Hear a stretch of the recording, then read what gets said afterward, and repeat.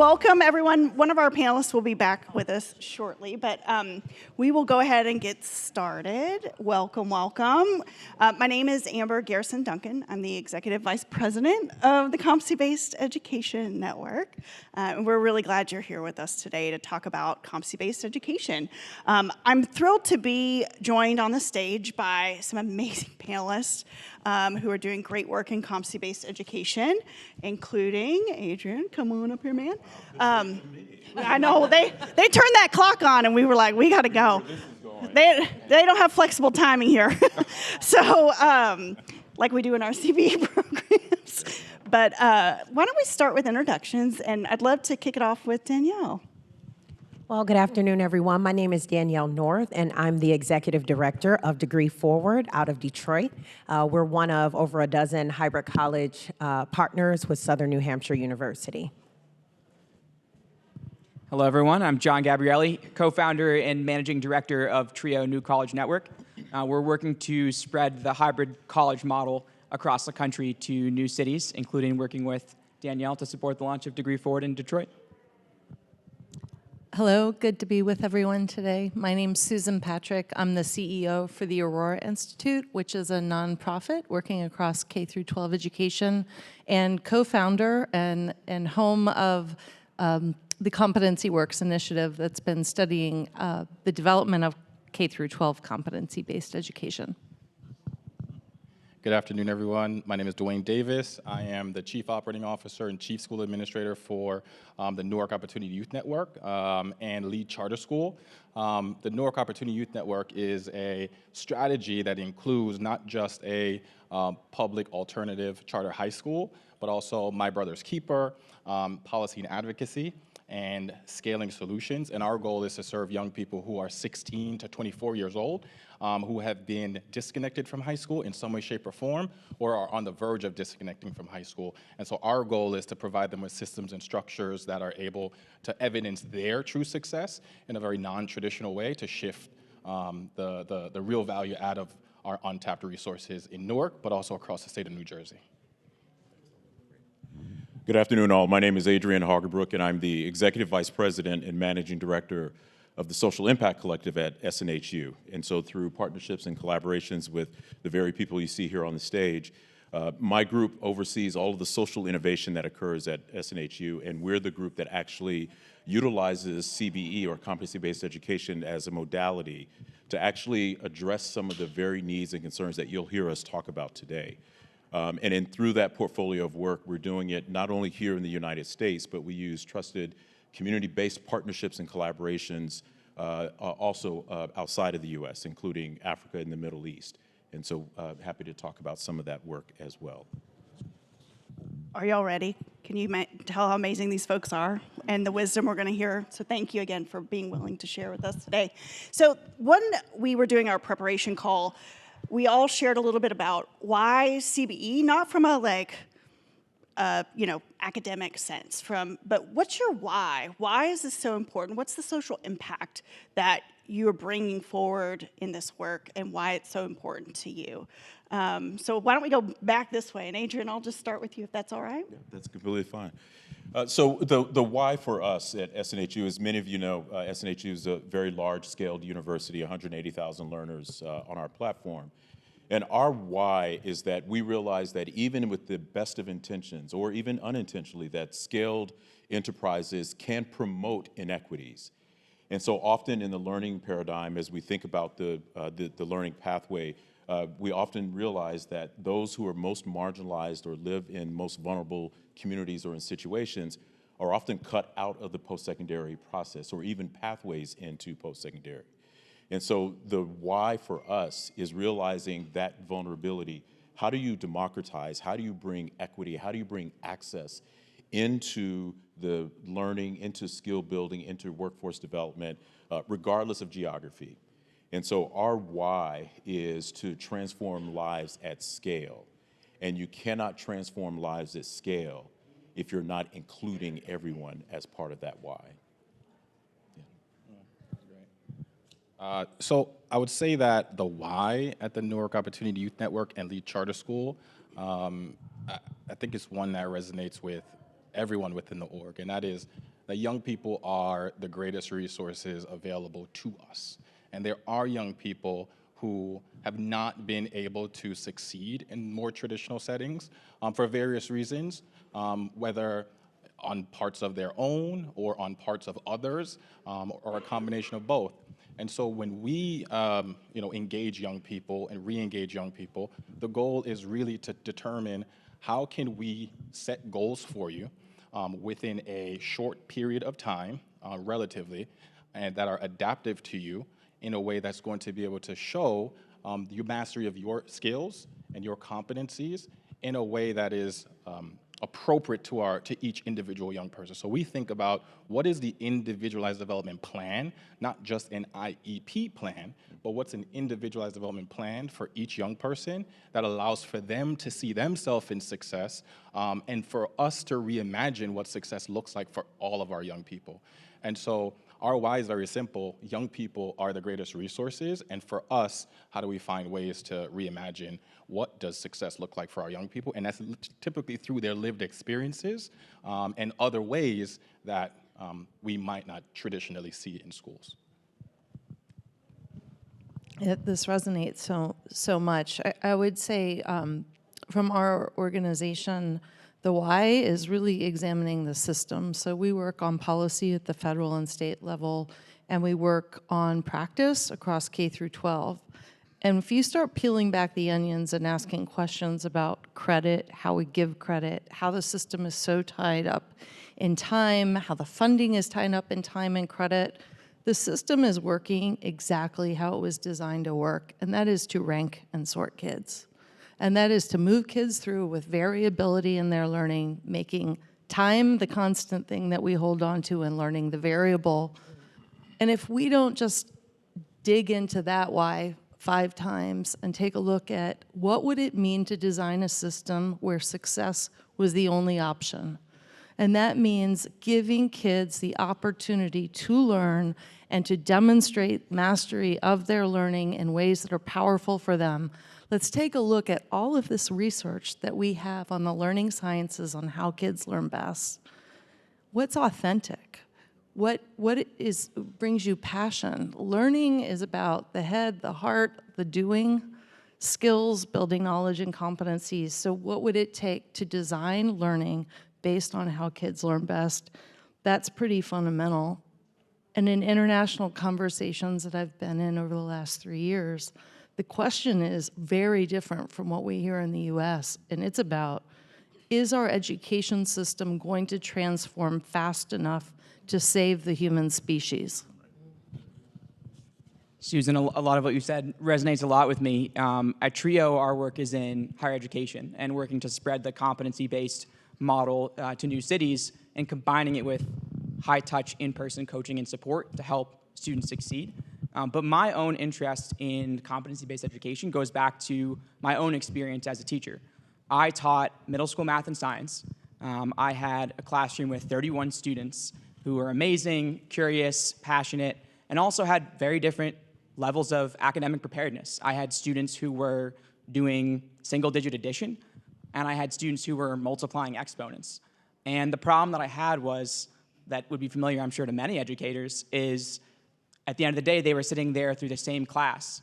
And for many of those students, that was the right level of engagement. But for a third of students, they may have seen the content before, or they may actually have mastered the content, and that instructional time is being wasted.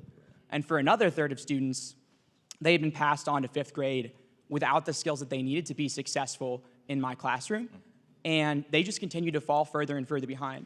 And I would stay after school, tutor, I would visit homes on the weekends, trying to help students catch back up again, but the system just kept racing farther and farther ahead. And the message that those students got was that they were not enough. They weren't bright enough, they weren't committed enough, they didn't work hard enough. And that to me was heartbreaking, and I had this feeling as a teacher always, like, I just wish that I had more time. Like, I wish that I could stop time and help students get the support that they need.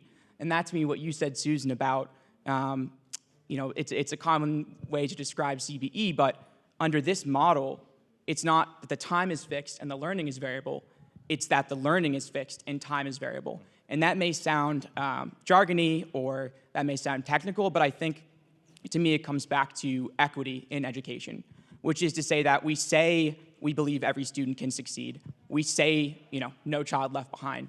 But in reality, a lot of our systems still look like we're going to study long division for 4 weeks, and if you don't master it by the end of that, too bad, we're moving on. And so I think the problem there is equity isn't about giving every student the same set of supports. It's about giving every student the set of supports that they need to be successful. And with this competency-based approach, we don't give Fs. We give not yets, because the idea is to say, we're going to stand by you until you achieve mastery on your timeline and get you the supports that you need. And that, to me, is what equity looks like in education. Yeah, for me, my why is both personal and professional. So on my paternal bloodline, I am the only person in my family that has a college degree. And on my maternal bloodline, I'm one of 4, and I was the second to obtain my degree. So I only had one person as a guide that went before me and actually achieved that. Even within that, I was just a self-motivated, ambitious individual. So my parents believed in me, my family believed in me, I had some supports at school, but mostly it was kind of like, you're smart, you're going to do fine, you'll achieve, right? And I continued to have access to opportunity because of that. And the opportunities that came my way, I accepted those opportunities or went fast and, furious towards those opportunities without someone saying, here's an opportunity, like really pushing me. I saw it, I jumped at it, and that's still, the path that I'm pursuing today, why I'm even on this stage today, right?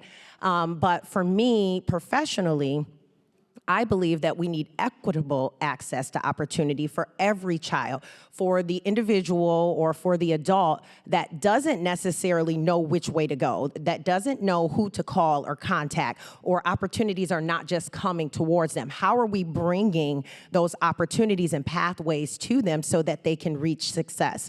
And so in our model, which John talked a lot about just now, you did a really great job, I feel like there are folks who still, as adults, they need the full wraparound support. These same adults who were once children who were in these systems that we're discussing are now adults who still don't have access to opportunity. Glad y'all are leading this way.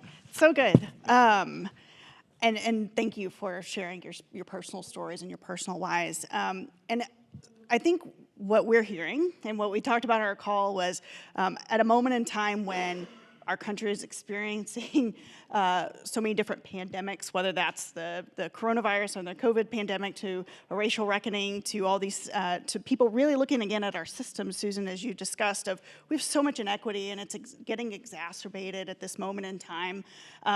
What are we seeing? We talked about, folks are flocking to this in higher ed, flocking to it in K-12. We're at ASU+GSV because they said this is on the edge of mass adoption. Like, there's something going on here. But I would love for you to share with the audience what you're seeing, what's similar about the K-12 and higher ed kind of CBE movement, but what's also different. There's some differences there too, because they're still distinct systems that weren't built to work together. So would love for you all to share your reflections on that. I was going to start with Susan, but that might get a little crazy of jumping around. Susan, are you? Oh, I'm going to go crazy. We're going to go in whatever order. So, Susan, would you kick us off here? Do you want to go first? Oh, yeah. Dwayne, you want to go first? Sure. Yeah, jump in, man. I think, so to answer that question, right, what we're seeing right now over the last 2 years, we're asked that a lot. And I think it's the overarching word is being adaptive, right? What do our young people need? But also, what do our staff members need? We can often apply technical solutions to adaptive problems and not understand why we're not seeing the results that we expect to see. And so in thinking about what competencies do our young people need to master changes each year based on who our young people are. So we apply a set of leadership competencies that really are at the heart of our program. And so we believe that SEL is a core, of our program for our young people, while we re-engage young people, them seeing themselves in them knowing who they are in self, understanding who they are in their community, and then how they can become interdependent is really, really important. And so our leadership competencies have adapted over the pandemic because there's a need that we saw in understanding our young people's data. So I would say that as it relates to CBE, it's really around adapting to our young people, having a rhythm of accessing data, both statistically, quantitatively, qualitatively, but also what are young people giving to us that we did not ask for authentically, right? And what are they not saying? And so our leadership competencies are the core. So what should young people master? We could see a dip in self-efficacy or advocating for oneself, and that then leads to disengagement. And so shifting our programming to focus on those skills and those competencies, I would say we've learned over time, over the last 2 years, to adapt to our young people in those competencies and leadership. I would say in the K-12 space, we've been watching the interest in shifting to competency-based education systems grow over the last 10 years, but since the pandemic, that interest and demand has really exponentially grown. And why? Can you imagine in a competency-based education system, every student has a learner record with their building knowledge and skills. You know where every student is every day. There are strong relationships, learner advisories, where students are working with teachers and other advisors on setting goals every day. How am I gonna learn this? What am I gonna learn? You're holding all students to the same high standards and expectations, and students must produce evidence of their learning. So there's an e-portfolio, a backpack of that learning, of how they're demonstrating the knowledge and skills. The schools that were more advanced, competency-based schools pre-pandemic, shifted much more easily, even though it was still tough for lots of reasons.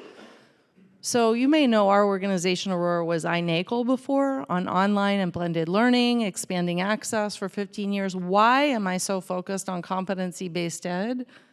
Because the delivery system, if you're competency-based, you can do online, you can do hybrid, you can do face-to-face, you can do learning in the communities and in internships, and all that makes sense. You can open up pathways across higher ed and make it rational. If we keep delivering content the same way in a traditional model and just do online or try to stick a transmissive content-focused model on Zoom, we've seen what happens. Oh, it is time to fundamentally rethink our structures that every child can learn to get them what they need, and start thinking about it as like credentials and building up these knowledge and skills to the credentials that span into CTE, into higher ed and the workforce. So that's kind of how we see the growth, and it's been interesting because I would say when I look at higher ed, competency-based ed, I would say it's actually a much larger section of higher ed is the online competency-based ed programs, but in K-12, it's really face-to-face and less of the online programs in K-12 are competency-based with a few very rare exceptions. So one of the things that we're seeing, and we've seen it over the last few years, we've seen more and more of K-12 and higher education extending hands to say, let's welcome each into the pathways into ecosystems. And so one of the ways, several ways that looks like, there are a number of high schools that we're working with that are using CBE as a way to what? To re-engage learners that have been disenfranchised from the high school. So it's a way to bring them back and utilizing competency-based education where they actually create a sense of value in doing that. Using it as dual enrollment opportunities, linking those competencies and those credits into equivalencies so that when they raise their hands to say, oh, I do want to do higher ed, then that credit has value. We're also seeing this in ways that employers. And so as you begin to think about who's in that ecosystem, you see employers within communities. And I'm not talking about the Amazons and folks like that. I'm talking about Adrian's Bakery and Barbershop, where you're actually beginning to see the translation of skills, the demonstration of skills and that competency, and that now becomes a learning environment. And so when you think about going back to my why statement for the why I, or we, or at least I'll own my why. I'm sorry, I'm trying to be so inclusive, but you know what, darn it, the reason why this is my why, going back to that statement, when we talk about those who have been cut out of those pathways and most marginalized, they often don't have trust in their schools. And then higher education, forget, right? And so now your community-based partners actually become the trusted educational partners that provide the necessary and unique wraparound services, and we provide the content and the assessment. I'll go next. I think what we're seeing in Detroit, and my colleagues here at the back of the room, I'm going to highlight them, who are actually leading districts and networks in Detroit, are seeing that we're primed for innovation right now, whereas in the past, even if we were very interested in going in that direction, the pandemic has actually exacerbated and exposed, what some of these challenges were for students already. And so now there's an opportunity to reimagine in a different way, whereas in the past, the climate around Detroit, and still is, right? Families are very grade focused. I got an A, I got a B, I got a C. Okay, well, that's relative. An A in Detroit could potentially be, right, depending on what school it is, a C or a D in another network, right? So what does that even mean? Whereas in competency-based education and in this learning model where you are developing competencies, you are developing skills, adults who we are approaching in this higher education model are actually extremely excited when we say no grades. They're like, oh, great. But if you were talking about their child and you said no grades, similarly, they would probably say, well, what does that mean? But as an adult, there's a different mindset, a different framework where they understand what is required for them to operate in a skills-based society, how to operate at their job, how to operate for the career change or advancement that they want. So they're not focused on that letter grade, which really may not mean anything. What have I actually learned? What do I know? My partner Chris said yesterday or earlier today, it's all a blur, in his session, if someone says that they took managerial accounting and you see that on a college transcript, that doesn't mean that they actually know managerial accounting. They just took it and they got the credit. So that is the difference of what we're seeing in competency-based education in the K-12 world versus higher education. And Danielle, to your point, I think one of the powerful things about CBE is that it provides this universal architecture, this common standard unit of a competency where we no longer have to have these hard lines between our K-12 system, our higher education system, and employers in the workforce. And I think one of the most exciting projects that we're getting to work on right now is partnering with Dowayne and the Opportunity Youth Network in Newark as part of this Catalyzed Challenge grant that TRIO won, which is an opportunity to say, we have these systems right now that are not serving especially disconnected youth. You have more than a third of students who enter public universities from public schools are then being told they're not prepared for college and being assigned to remedial courses because those standards are not aligned. And then you have college graduates entering the workforce, and the data very clearly says most employers don't find college graduates to be prepared for their jobs. And so if you have this competency-based framework, what we're working on in Newark right now with this Catalyzed Challenge is to have high school seniors get the opportunity to graduate high school already with college credit under their belt that they've earned debt-free. They get exposure to this competency-based model to find out if it fits for them. And then once they graduate, they aren't forced to choose between earning or learning, right, between job and career, or between career and education, because they're able to both work full-time through an employer partnership and also pursue their degree with support from a coach and a competency-based program.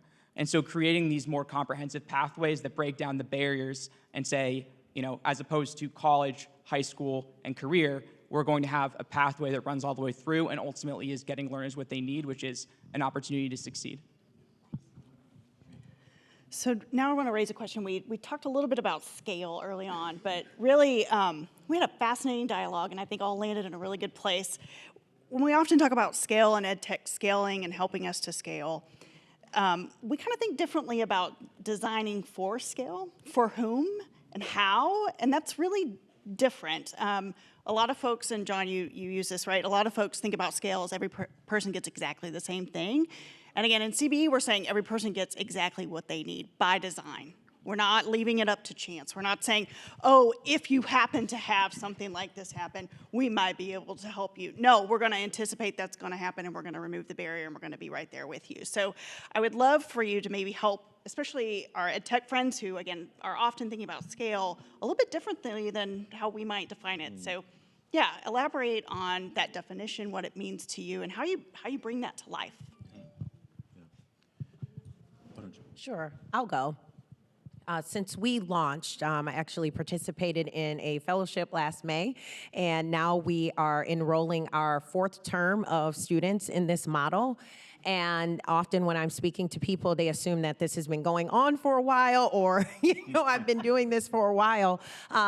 But I think what's really powerful about this is, with innovation and startup, we do go hard and fast out the gate, but are we building the systems and building the platforms that allow this to be replicable? Because that's what's really important. And so why we've been able to move so fast is because people really need this. This is a solution that folks have been looking for. As soon as we find the right people who are the matches, whether they are partners or they are, university institutions who might want to work with us, career readiness and workforce folks, or the students, obviously, they're ready. They want to jump in. This is exactly what I've been looking for. This is exactly what we need. And so we want to quickly find the folks who are the partners. And, I was, talking to a potential partner, and they said, well, would you be ready for this? Would you be ready if the students came in? Yes, we're going to be ready. We're going to build the systems. We're going to make it right so that we can get this model to the people who need it. And so it's not a haphazard scale where we're just, going to be all over the place, just accepting people and partnerships that might not align. But I think it is such the right fit.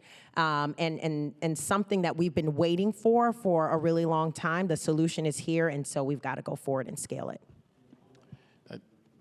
Thank you for sharing that, because I think it sparked something for me to be able to talk about scale, right? So everything that has been shared right now resonates with me in some ways. So I'm thinking about application and, real high levels of learning. Then you get to synthesis, right? So in terms of scale, my background coming from the educational technology, information systems world, you go into business room, classrooms, and you talk about waterfall model, right? You plan it, you design it, you then put teams together and you test it, right? And you document it. We're no longer in a waterfall model. We have to adapt, but there's another A. We need to be agile. And what agility looks like is we have a problem, we determine a solution, and we go quickly into a sprint, right? And we're putting that in place, and we're learning as we're going, and we're actually then going to iterate on that. And so that's what we do. We think about, we need to adapt. We know we need to adapt. We need to think innovatively. We need to put things into practice with a framework. And don't get me wrong, waterfall is important. Systematic structures are important, because if we are focusing on the inputs and we have variables and we have treatments, we can then predict with a large set of data the output. And that's how we can get to greater scale, but not at the detriment to the individual. So how do we make sure that we have a good balance of being agile and being systematic in our approach? And what we do at the Newark Opportunity Youth Network and Lead Charter School is think about, what does our individualized development plan look like for a young person that's focusing on those 3 core areas of academics, social, emotional, and post-secondary, undergirded by our leadership competencies? And how do we make sure that there are technical goals that we're setting that, literacy, numeracy games are important, and we need to make sure we get you there. Systematically, we apply that. but how do we build young people up to have their agency and their input guiding their scaffolded short-term, mid-term goals that are going to get them to their long-term outcomes?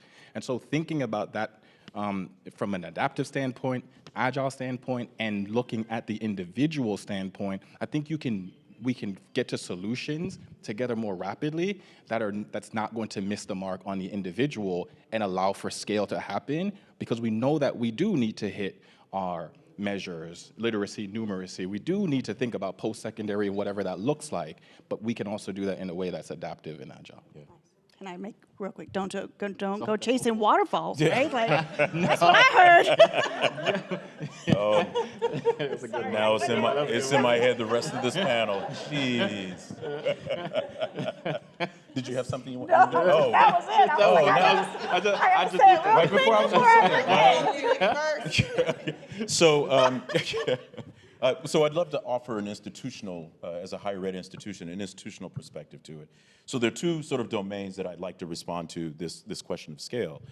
So one is, for me, that there's a formula from an institutional perspective of you've got to have an effective program or practice.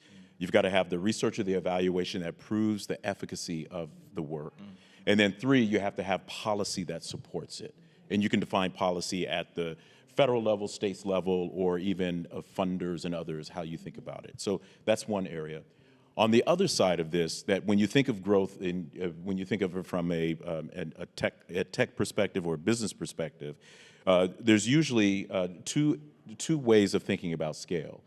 Scale that usually comes with growth, that then growth promotes more efficiencies, and then you have that hockey stick moment where you just, right? And so one of the things that we are challenged with, and this is a challenge with sort of a hand clap challenge, is we're trying to find how do you scale this work so that you continue to have the efficacious outcomes and so we do it in this way through partnerships and collaborations. But if I were to sort of, provide a couple of points of advice for, as you're thinking about it from, what is it that ed tech could do to really support this? I think you've got to look at, you've got to be learner first. You absolutely have to be learner first, and then build the design around the learner. And one of the things that we see, even in higher education, even now, even though more and more folks are raising their hands to say in higher ed, we want to do CBE, they're still designing it around what the institutional resources and supports can provide versus what the learner needs are. And that is a challenge. It's an institutional, it's a bust for them. And so from an ed tech perspective, if you can begin to think about the entirety, I call it the arc of the student experience, which is not just when they get into that learning environment, but really how do you understand the conditions and the variables and all the other elements what are the ways that they get into, what do they do while they're there, and what happens after. So if you were to consider this a value chain, where and how do you create value to that learner? It doesn't mean that you have to satisfy the entirety of the student experience, but you have to think about a couple of things.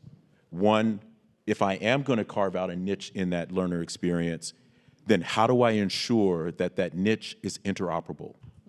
That it needs to be able to interface. You can't design something in a complete vertical and then say, okay, now you can't touch this part. This is my part of the. That's exactly what's been done to our learners for years and years and years, and that's why they don't trust us. And so you got to create that interoperability for that to be able to go. And then also, we as institutions and organizations have to ensure that there's transferability of that as well. And so, yes, we can all have a common core set of standards around CBE, but if I can't do anything with it, if I can't get it validated, or if the piece that you designed from an ed tech perspective I can't get out of, then it's all for naught. And you don't have scale. Thank you. Yes. Amber, I appreciated your comment on scale doesn't necessarily mean providing the same thing everywhere to everyone. We have this model, so TRIO was formed to help scale this hybrid college model nationally. And we have the data, we have the outcomes to show that this is achieving breakthrough results in Boston and in communities across the country. Graduation rates that are 2 times the norm, cutting the cost of college in half. Duet in Boston, the first hybrid college, was one of the first to eliminate in Massachusetts the black-white college completion gap. So the data is there to support that this is a model that can work, and yet Boston is not Detroit, is not Newark, is not Camden. And so the way that we built our TRIO approach was, I think, different than the way that many people have approached scale in the past. And rather than trying to come in and say, we have the answers, and scale is something that happens to a community, we want to build sites like Degree Forward that are by the community, that are for the community, that are led by leaders like Danielle, who are from Detroit, and backed by local boards who understand the challenges that their communities face. And I think the imperative that we have here is, I was talking to my friend Fred Mutsinzi about this, and Fred is an early graduate from Duet, which is the first hybrid college site. And Fred is one of the smartest, most passionate guys that I know. He came over from Rwanda. He wanted to pursue a career in business and entrepreneurship. He knew that he had to get a college degree to get the job that he wanted and to have the opportunities that he wanted and deserved. And yet, he was also working full-time. And so he ended up having to take night and weekend classes at various different community colleges. And after 5 years, he still didn't even have his associate degree. And he said, this is not going to work for me. And so he literally used the last money that he had, bought a bus ticket to Boston, and said, like, I'm just going to take my shot and hope that I can find something better there. He happened to find Duet. And when he talks about that now, he got his associate degree. He had been in community college for 5 years. He got his associate degree in 5 months from Duet. He got his bachelor's degree in a year. Yep. He joined a program called Color Wave to help promote more leaders and entrepreneurs of color. And he got his dream job now in venture capital.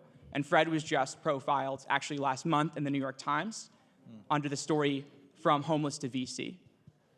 But when Fred, we were chatting over dinner, and all people were calling up to congratulate him, and I said, wow, congrats, like New York Times, that's, look how far you've come. And Fred said, like, but that's not the whole story. Right. That my narrative is being interpreted as the American dream is alive and well. Anybody can make it. Just look at Fred. He's the example. And Fred said, I want people to know that I am not the rule, I am the exception, because I got lucky.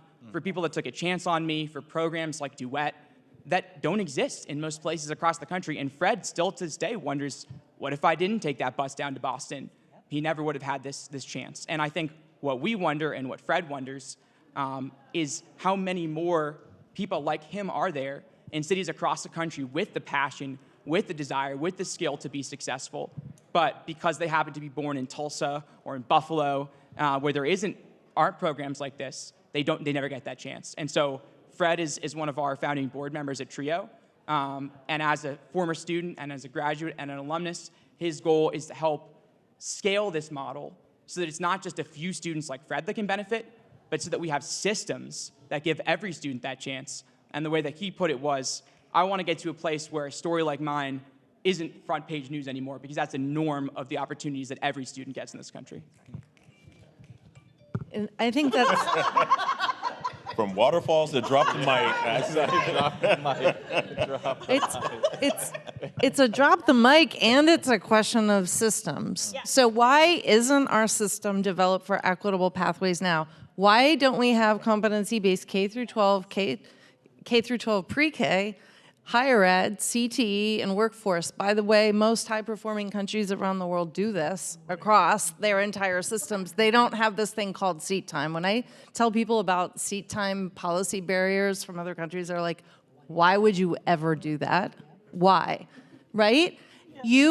So to scale, earn credit based on competency development, right? Open up the pathways, and that will require a different architecture. So there's state policy involved in this. Governors, get your workforce, your higher ed, your ed institution. You can do this. Alabama's looking at it now. Washington State's looking at it now. What will it take? It will take a whole identifying where the policy barriers are in the way, creating space for innovation. There are people willing and ready to go for it. It makes no sense the way we do things now.